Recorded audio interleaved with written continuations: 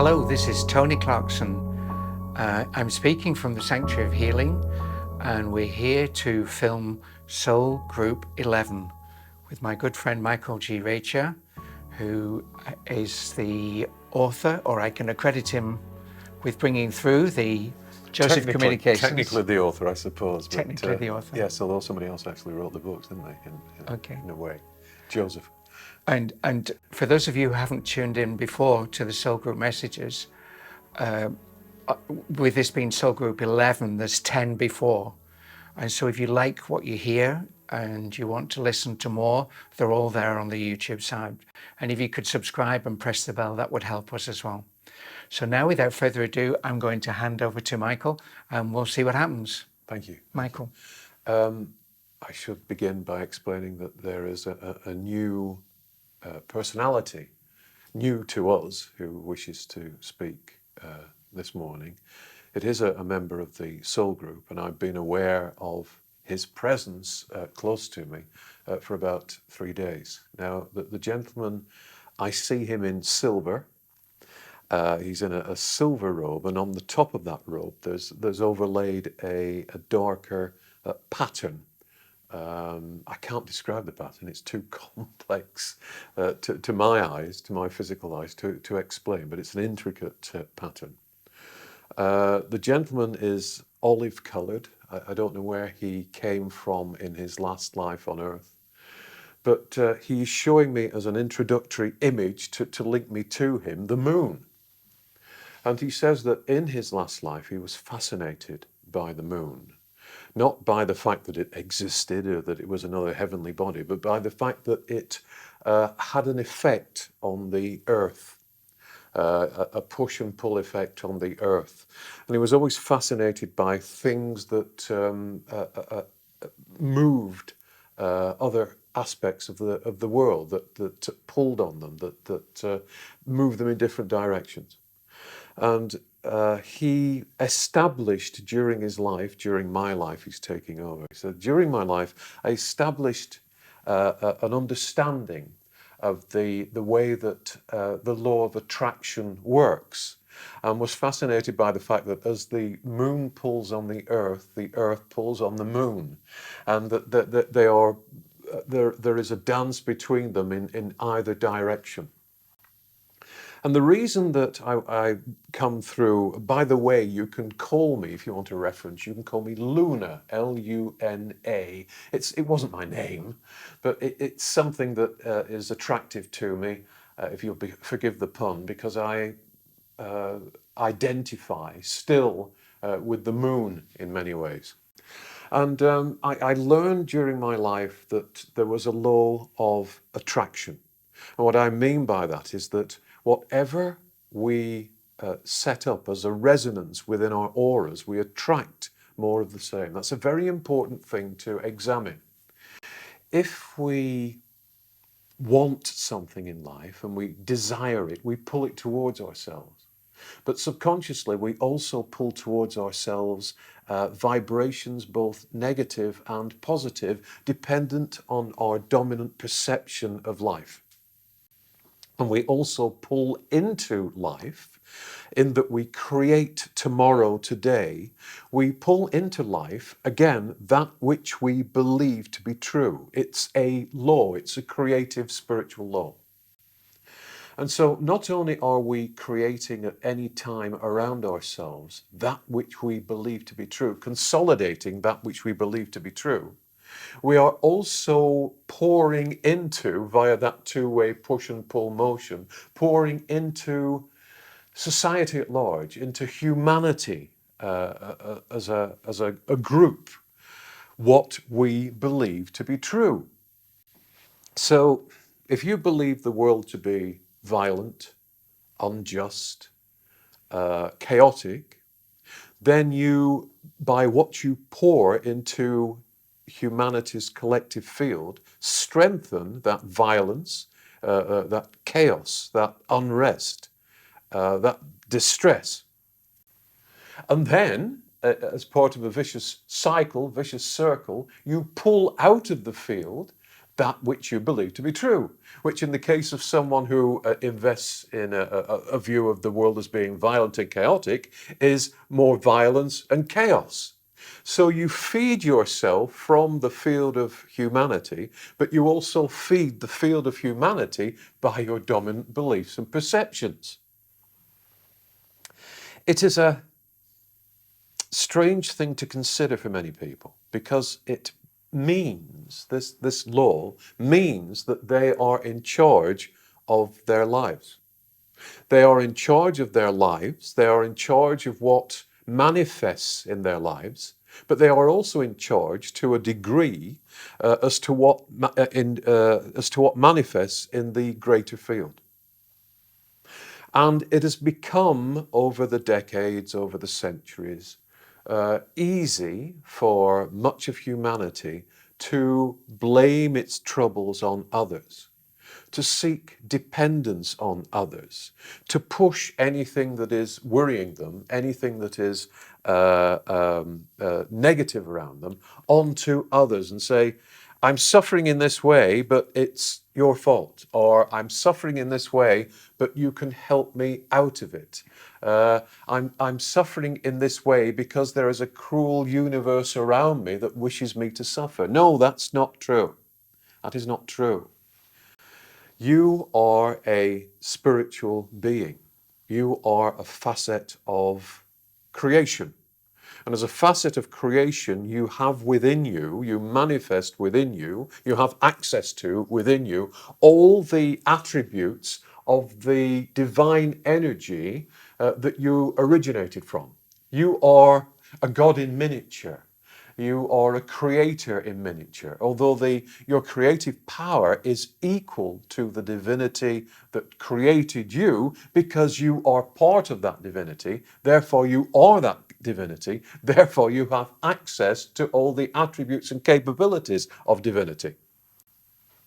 So, you find yourself in a physical world, and you feel that that physical world is against you or is not what you want it to be, and that the things that happen to you are as a result of that physical world, as a result of perhaps bad fortune, as a result of the chaos of the world, and you are a storm-tossed cork in an ocean of chaos, and there is little you can do about it.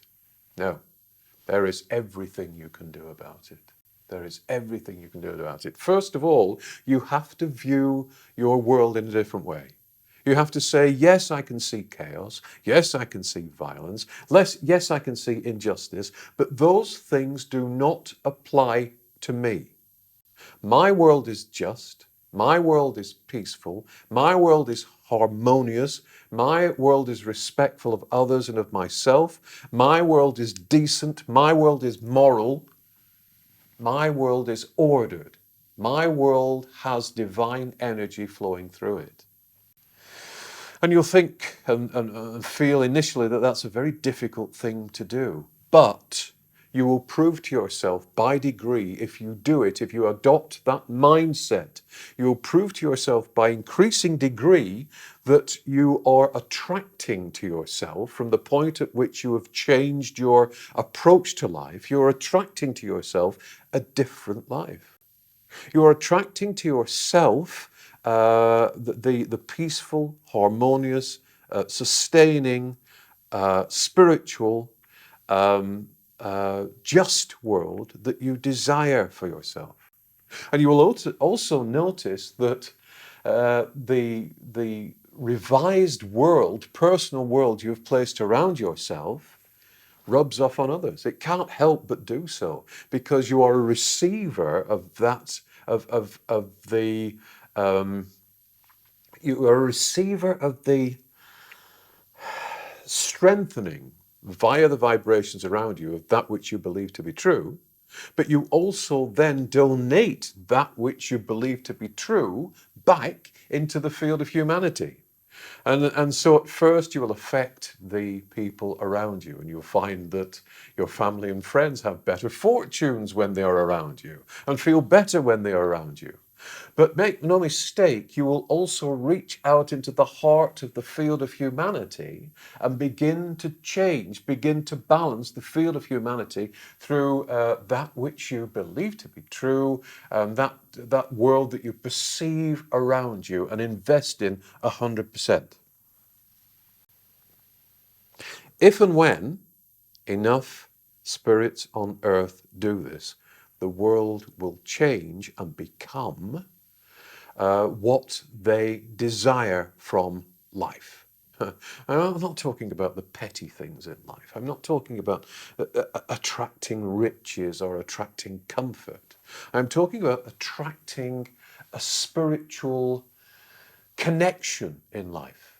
I'm talking about attracting a reconnection for all souls to their spiritual origins. I'm talking about a transformation of this world through viewing that transformation personally, through viewing that transformation communally, and through pouring that transformed view of how life should be here into the field of human consciousness. Many of you of late, over the past 2 or 3 years, will have been saying to yourselves, if only I could do something, but I feel so defeated. I feel so exhausted. I feel so diminished.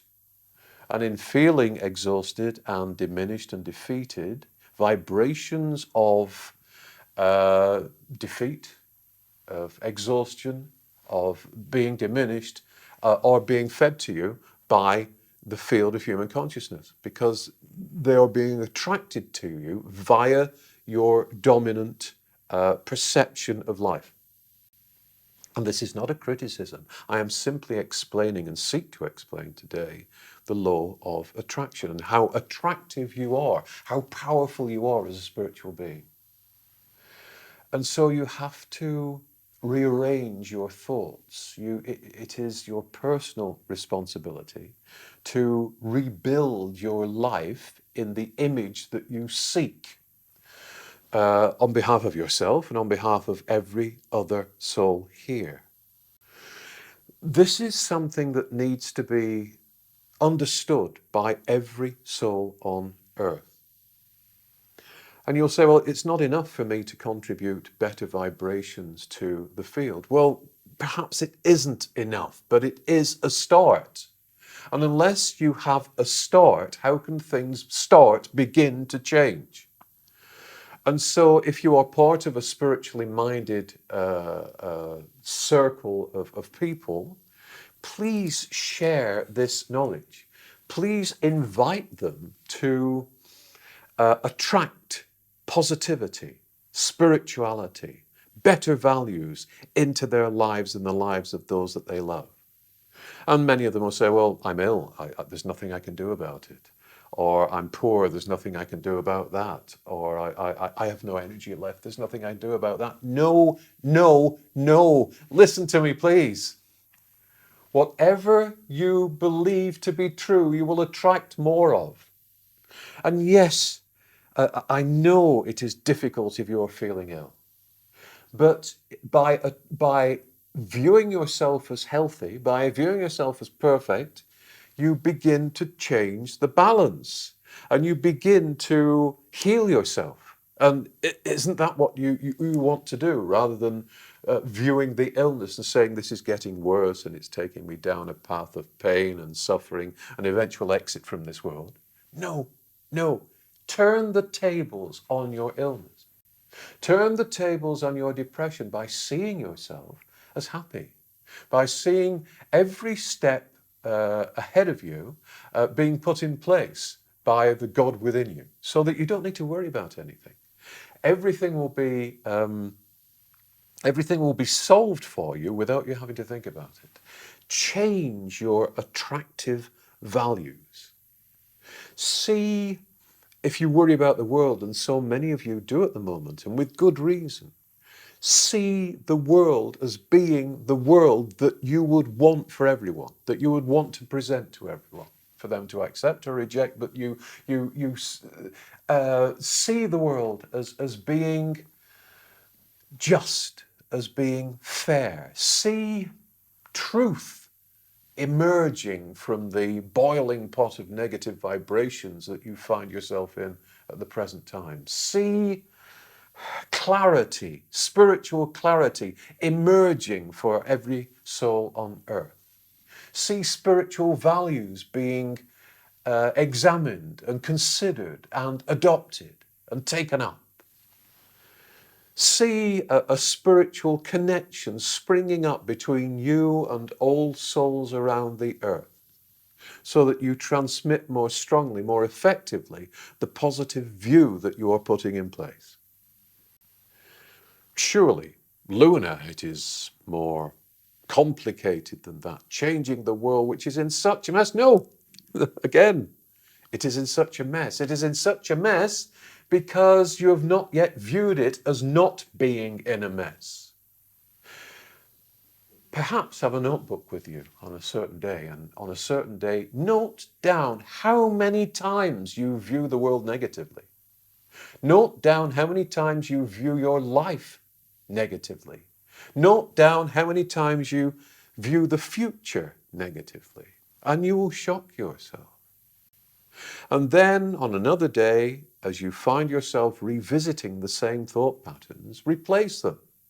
And note down how many times you successfully bring a positivity into your life and your view of the future and humanity and the world.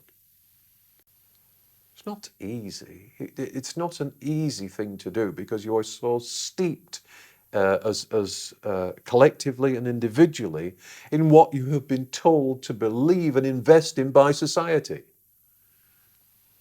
But your attractive power is stronger than any negativity on earth. Your attractive power is stronger than any need to control you on earth. Your attractive power is stronger than any will to coerce you, manipulate you, change your thoughts. Your attractive power sees through all that if you will apply it positively. Your attractive power brings to this world and to the individual the right kind of existence here. So if you doubt what I say and you need a visual to remind you, think of the moon. The moon is attracted to the earth is attracted to the moon. The moon doesn't fly off into space, neither does the earth. The earth is attracted to the sun. There is this law of attraction in place. And look at the harmony in that law of attraction. The earth doesn't fly off from the sun, the moon doesn't fly off from the earth, and the earth doesn't have to think about its orbit. The moon doesn't have to think about circling the earth. These things are natural because they are spiritually in place. They will change eventually, but for the moment there is a purpose to them and they are spiritually in place. So please, if you would, begin to look at your life differently. You needn't be ill.